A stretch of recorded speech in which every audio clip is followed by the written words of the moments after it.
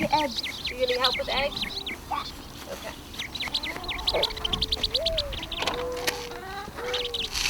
I love the whole environment that you get to have in the farming lifestyle.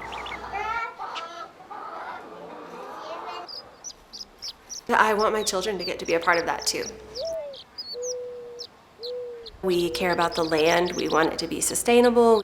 Something that Bo and I have wanted to work towards the last 5 years is diversifying our operation and do things that require less water. Crack them all in there, but don't scramble them, and then we'll put them in. For us here, water is a pretty precious resource and something that is not easy to come by. When you live on a farm or out in the country, you have to get your water from underneath you and the aquifer below you. Can you get a spoon for the eggs and the strawberries? We live here in Texaco, New Mexico, which is right on the eastern edge of New Mexico and the Texas border. We do primarily row crops, and we just grow a lot of feed for local dairies and also grain and also a little bit of cotton.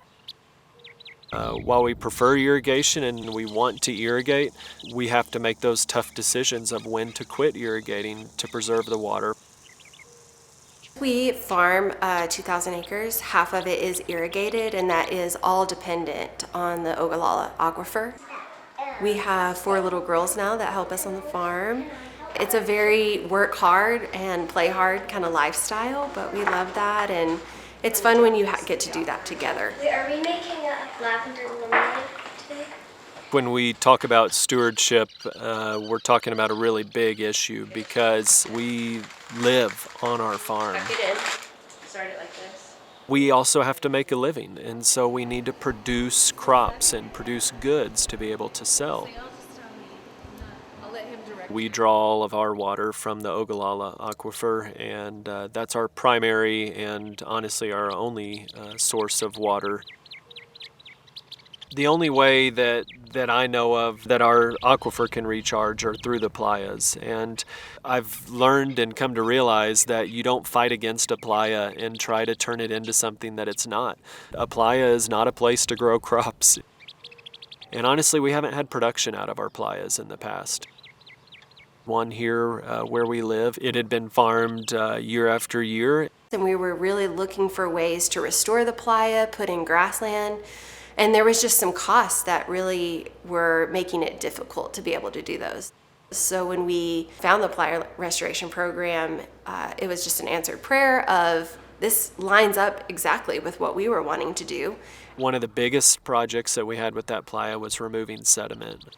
With that sediment removal, with filling in a tailwater pit, that was a big step towards getting it back to its natural state. We saw that there was an opportunity for us to slow that water down and thus prevent sediment from washing into that playa.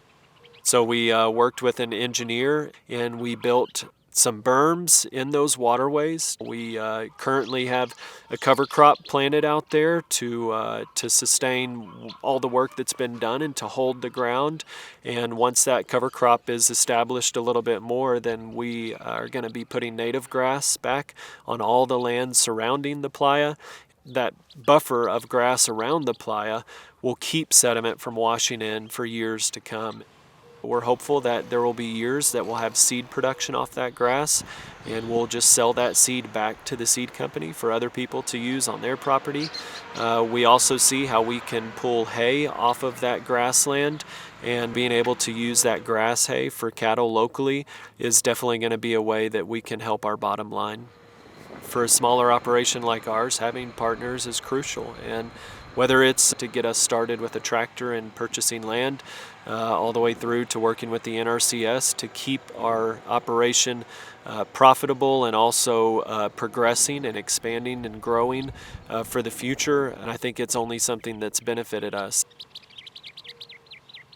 Some of the practices that we can install to help restore a playa includes filling of the pits, and we can remove sediment and restore the natural vegetation and natural grass buffers to reduce the sedimentation.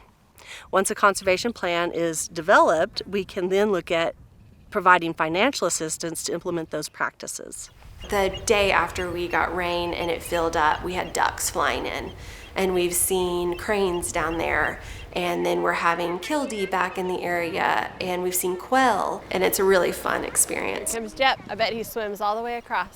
When you look at from the air at our area, there are playas everywhere. And if we can get even a portion of the playas that we have around here to be back in their natural state where they can recharge, we're going to have a whole lot better future for agriculture and farmers as a whole.